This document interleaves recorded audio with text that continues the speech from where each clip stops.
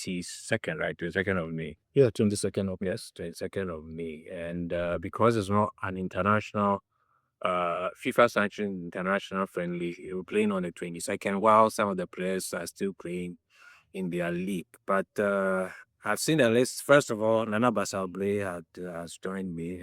Welcome, boss. Thank you. Yes.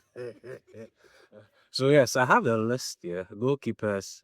I have Solomon Aguesi, Akaha Suffolk, Paul Reverson, Ajax FC. Is that Ajax in Holland or you have? Yeah, yes, in Holland. He's Okay. actually played for them under 20 before. Oh, So- okay, that's good to know. I thought it was maybe some of the division two division. Oh, no. Ghana, they never know. Yes. He's Young Ayas. He's actually the goalkeeper for Young Ayas. Oh, okay, okay. He's practically the number 2 for. Oh, Ayas okay. at the Then moment, he's yeah. experienced. He has some experience. Then we have Gedios Asako Dream Session, who I've actually heard of. I think about 2 weeks ago, I was speaking to a guy who told me he's actually very good.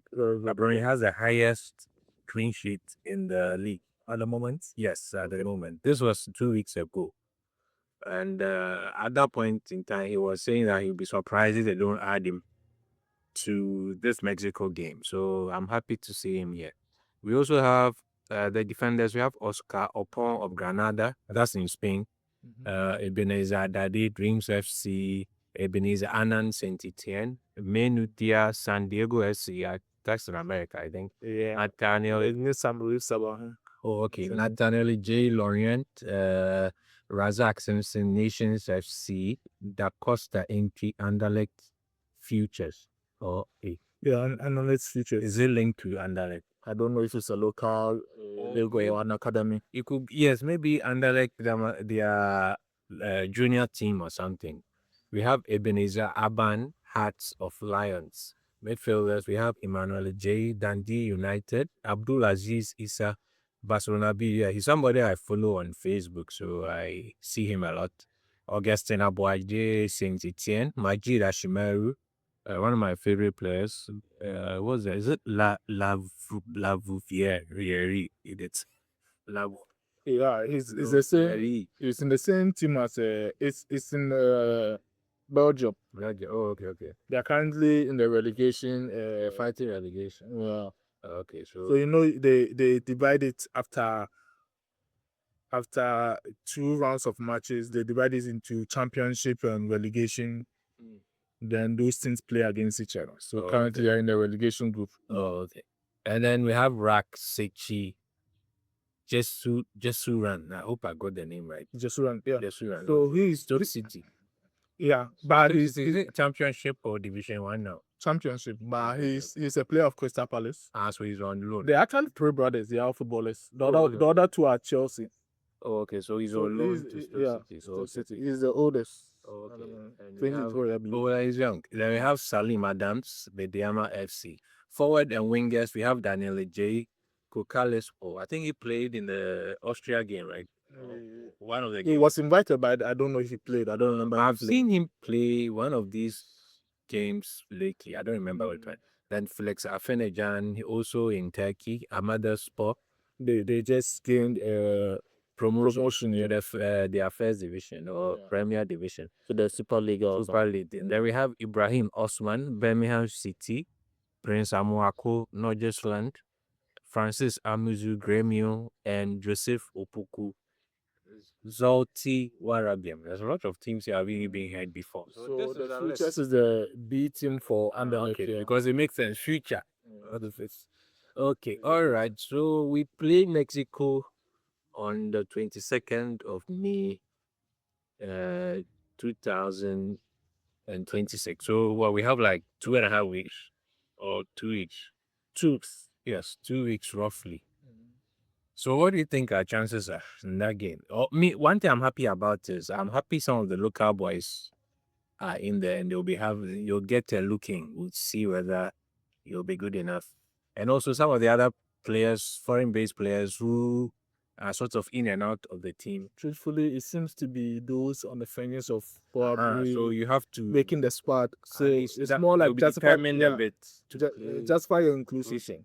More of and I'm sure Carlos Corres will be getting a closer look at these players to see whether they are good enough or not good enough. I know Augustin Watcher like this, they have just one game left. They are third on the league. I know the third, so they are in the League 2 in For France. Oh, yeah. okay. So Saint Etienne. So they currently have a game left to play. They are third on the league table. Okay, they are doing well. Yeah. So what, they could be promoted? No, they could promoted. So they are currently in the playoff position. Oh, okay. Which means, and Ozer is also in the playoff position in Ligue 1. So, Yes, so they play, like So the Bundesliga. so they'll play each other probably. But it's just a game left. So I don't know if the playoffs will affect his coming or it will affect his coming. I don't really understand. Yeah, So because why? It will clash with the fixtures around that time. the league actually ends on the 24th, I believe. So Oh, okay, and this match is on the 22nd. So probably it's possible they've spoken to. Oh, okay. So what are you looking out for? Do you think I looking for a draw or get a win or just play good football? Results is not really my aim here. My aim is You want them to impress. Yeah, making the right choices as to. I believe at least 6 people in this squad should make it to the World Cup. That's what I suspect. About 6.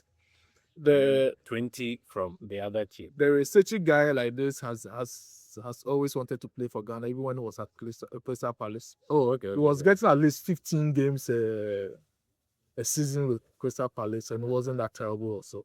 Yes, right. I never heard it. Guess what name is that? I don't know. But the younger brother is at Chelsea. He's someone. Junior team. Yeah. Oh, okay. I believe he's someone. Oh, okay. I believe there are 3 of them. 3 brothers. 3 brothers. And this is the oldest. Yeah, he's the oldest, 23. Hopefully he can get a good game. And we've had so many issues about I don't know whether you were following why some people were questioning whether Carlos Correa should be living in a hotel. Have you had that issue? And how long would he be here? Yes, but apparently people are saying there's an official residence for the coaches, but the FA has turned it into a technical hub or something like that. If that technical hub is serving a purpose, I personally don't see any issue. Because apparently they were worried about. They're saying anybody complaining should give us a cost benefit analysis. They're saying it's expensive in the hotel. But what about going to hire a place for the technical hub? Yeah, but that belongs to government. So the residents that they turn into the technical hub belongs to government. Which means they just be paying bills there, like electricity and water. Which means they need space for technical hub too. So would they go and rent a place for technical hub? People are saying they can use premises on the FA to do that. How do we know if there is space for them? Yeah, because some people are even asking what is a technical hub. They just show for the whole thing. Because you're saying usually for an FA,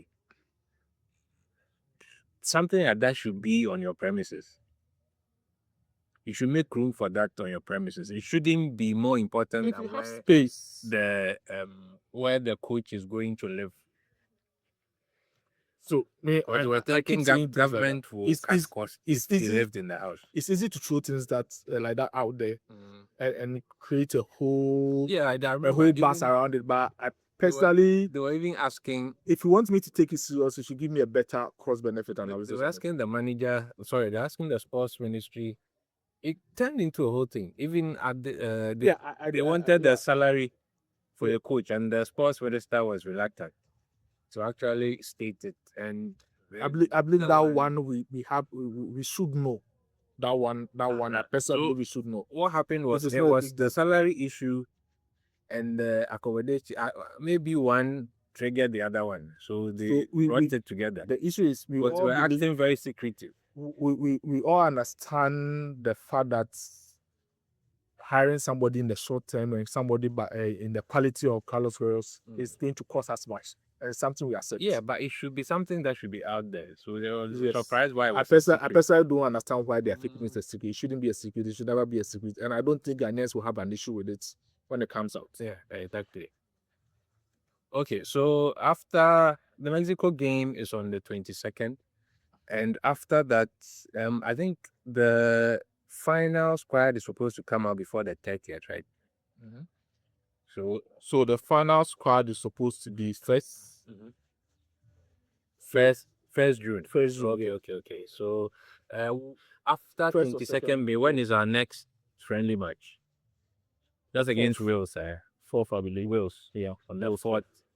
Fourth. Okay, so it means right after the Mexico game, the final squad will have to come out. And I hear they even have to submit a provisional squad. I think after the Mexico game. Yeah, the provisional list should be out by the end of the Mexico game. That's when the provisional. That is not provisional. You can name up to 50-50. 50. And the final one will come out on the 1st of June. Yeah, Okay. first or second game. Okay, so I think we missed the post when Carlos Carras was actually appointed. And what are your impressions? What do you think he will bring to the squad? Me per se, I thought maybe I listened to his press conference. I was quite impressed with at least when they asked him about how his game plan was. You know, it was concise. You could actually understand what he was talking about. With him saying that he has very few philosophies. The philosophy is if you have the ball, you're attacking. Yeah. If you don't have the ball, you're supposed to get it back. And I've watched so many Otado conferences, and at the end, they always got more confused because I didn't know what he was talking about. And I thought the difference between the two coaches is that one is very experienced and the other one is not. At least you had a fair idea of the type of game that he was trying to play. And I was impressed with that. At least at every point in time, the team will know what they are supposed to do. I get that he comes with a wealth of experience, but I believe if being media savvy is an experience we are looking for, then the FA with all their communication team could have helped toward the policies on up could have. Apparently, I heard there were times I spoke to Fentio Tahir, and after Uchado left, apparently I started hearing. Apparently, there was even an issue between him and the FA. One, I think there were some money issues. That was one, and two, apparently there were so many times that people suggested stuff and he wouldn't listen. But another issue to he's the coach. You can suggest stuff. That's an issue. If he doesn't listen to you, it's a whole different issue. But there are two things. If you suggest something and he doesn't listen, but the team is doing well, that one acceptable. but usually the team too is not doing well. But they had And they are bringing people in to come. Apparently, those people that they brought in, you remember the names that we saw. The even including the Black Queens. This is all damage control. The issue I know, is, but the still, issue is some of the things have started making sense to me. Because why didn't they sack him? That's another topic. You hire somebody, you have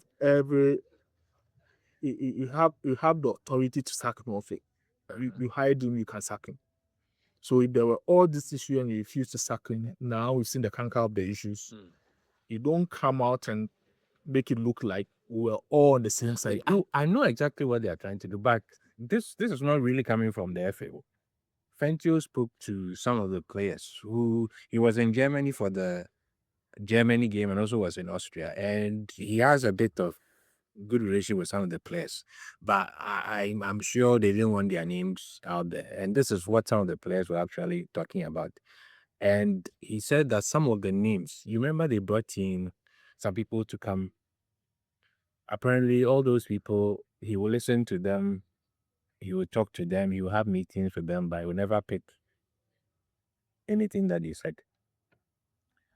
So apparently, there were 2 or 3 meetings before Utalo was sacked that the ESCO voted that he should be sacked, but Ketokriku vetoed the vote about 2 times. Until the third one, I hear government intervention came inside. He got a call from, I think, the Ministry of Sports. So the And team he had instructions to say this thing has reached presidency. I'm telling you to kick the guy before And at this time, Ketokuriku they didn't veto. That was a level they had to get to before they could sack Otado. But I'm told this even when he came in, they had selected a coach and he vetoed it. Who came in? Before Utwado came in, those selections had been made and he vetoed it. Oh yeah. He And said employed. he said Otado was the best coach at that particular point in time. I don't know. So these What are the has been deadlines spoken, for the but World Cup I don't squad. know what he said. Okay. Key deadline for World Cup squad. So It's 11th. May 11th. Yeah, is the deadline for the preliminary squad. Okay. 35 to 55. 35 to 55, depending on the amount you can. And May 25th. May 25th is the deadline for clubs to release players. Okay. Maybe with the exception of those playing the Champions League final. I think that's on the 30th. Yeah, those playing your Champions League final. We don't have any player in those, so it's not an issue for us.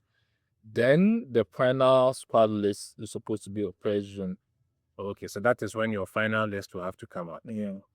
Okay. It can be late, but just that you pay penalties. Oh, okay. It can be late, but you have to pay penalties. Why pay the penalty? Then you submit fast. Yeah, but if you're in Ghana's situation, wouldn't it be better if you pay a penalty? Why? Is it because you are afraid that people will get injured or you haven't made up your No, mind the yet? coach hasn't had that much time with it. So you wouldn't really get put yeah, if you give him an extra week, he gets a week before the squad is named. at From least 25th to 1st. I hear they are trying to get a third friendly badge after the Wales. Yeah, should get. The issue is even your first friendly match is after the final squad list has been released. So why don't you weather the storm and up to 10th and pay the whichever penalty you have to pay, give the coach enough time Up to 10. Yeah. That would just be a day before the World Cup starts. Yeah, you can. There's a penalty, but now's the time you have to.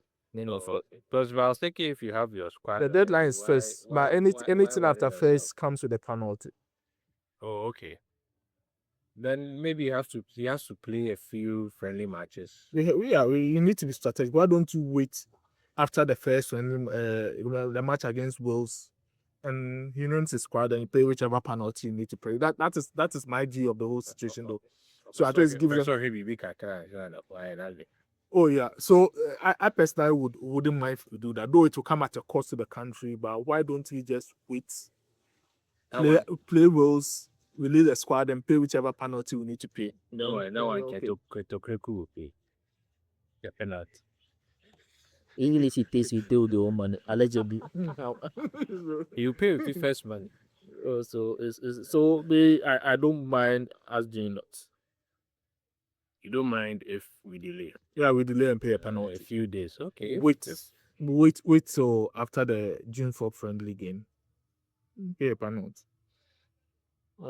Is it June 4th or June 2nd? First.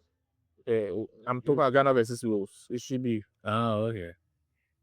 Is it second? Something. Okay, so let's talk about the 2nd June. Another issue, people are worried about Jordan Ayew's form.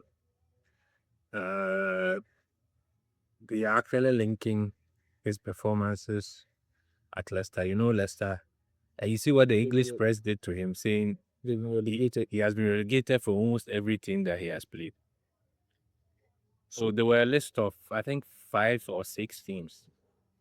All from, first, it was from the Premiership to Championship. I think the first time he's going from Championship to League One. And a lot of people are worried about his form because apparently he didn't get a lot of game time this season. And he usually came from the bench.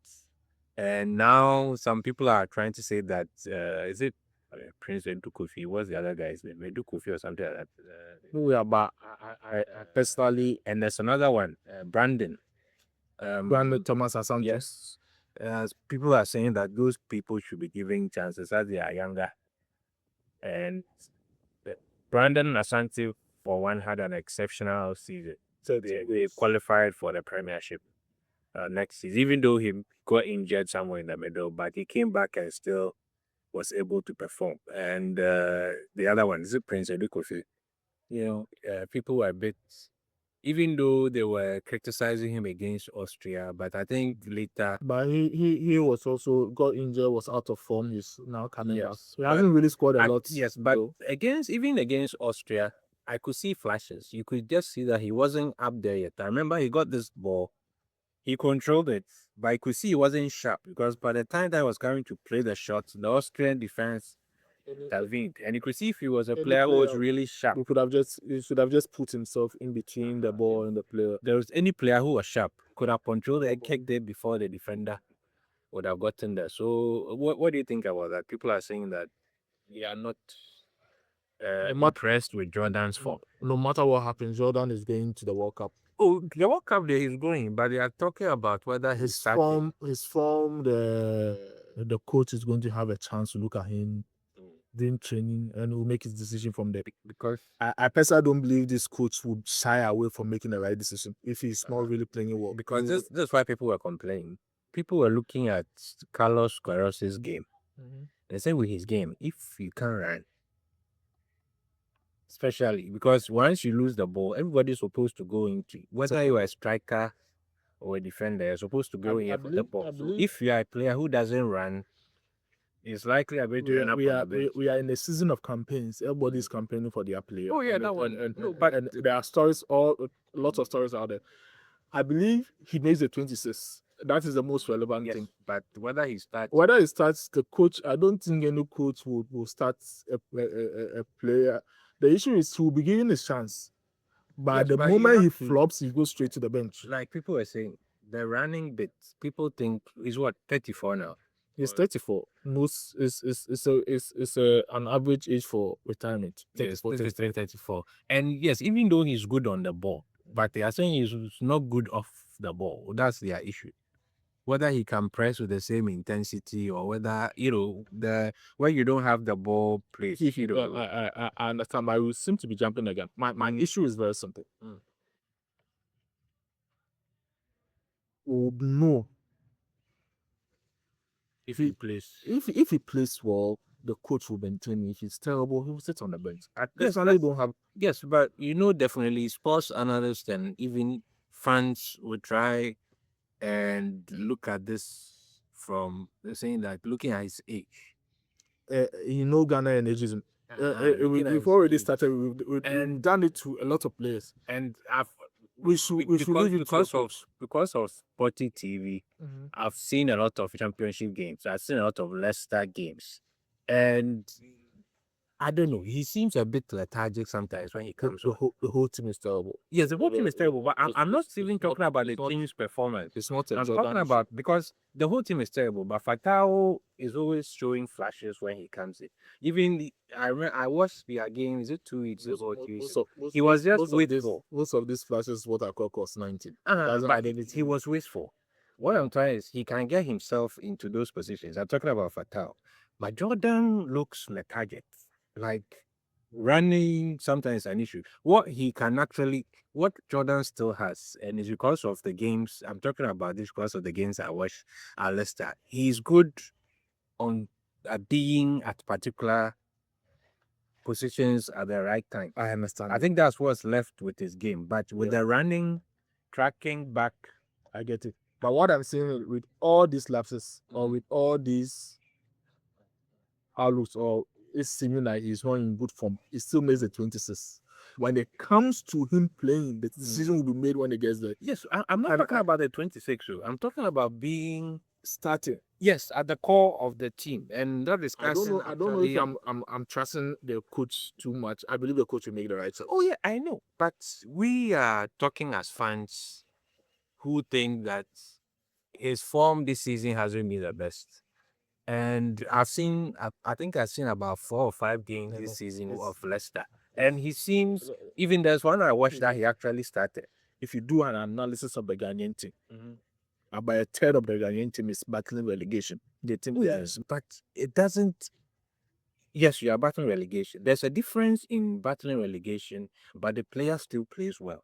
Like I said, Fatao, what if every Leicester game, yes, but the players are not so bad, even including the Togolese guy. What's his name? There is Osman here who played half a season for Oze. There is Elisha Owusu. There is Senaya. Then there is Gideon Mensah. These are 4 Ghanaian players who are making our 26 squad.